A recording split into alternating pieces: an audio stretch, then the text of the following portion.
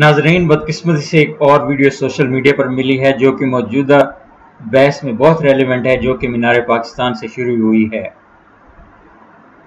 और जो हमारी कौम की अखलाकियात पर एक बहुत बड़ा सवाल निशान बन चुकी है। मुझे इल्म नहीं है कि ये वीडियो किस शहर में और कब रिकॉर्ड हुई है। ये मसला लॉ इन्फोर्समेंट की इन्वेस्टिगेशन का है। ताहम ये वीडियो जब भी और जहाँ भी रिकॉर्ड हुई है, ये साबित करती है कि हमारी कौम के नौजवान कैसी अखलाकी पस्ती में गिरे हुए हैं। अगरचे एक बात कौम के सब नौजवानों पर लागू नहीं होती, क्योंकि अक्सरियत नौजवान वो हैं जिनके वालिदैन ने उनकी अच्छी तरबियत की है और वो औरत की इज्जत और वक़ार को जानते पहचानते हैं।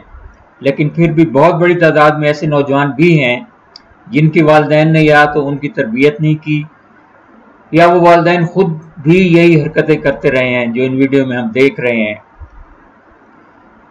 ताहम मैं इस वक्त तरबियत और अखलाकियात की बहस में नहीं जाना चाहता हूँ, क्योंकि ये लंबी डिस्कशन है और ये साथ साथ चलती रहेगी।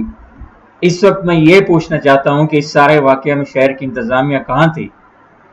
शहर की इंतज़ामिया ही ऐसे इवेंट की सिक्योरिटी की जिम्मेदार होती है।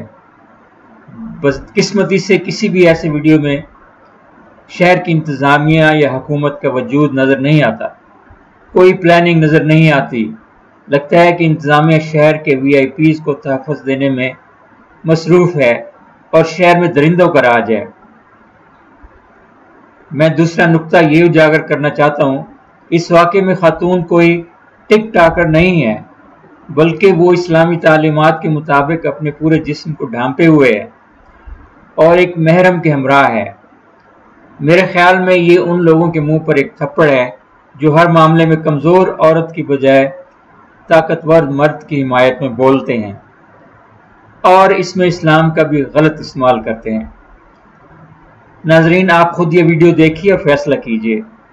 अपने कमेंट से आगाह करना न भूलिए और मज़ीद वीडियोस के लिए हमारे चैनल को ज़रूर सब्सक्राइब करें। अल्लाह हाफ़िज़।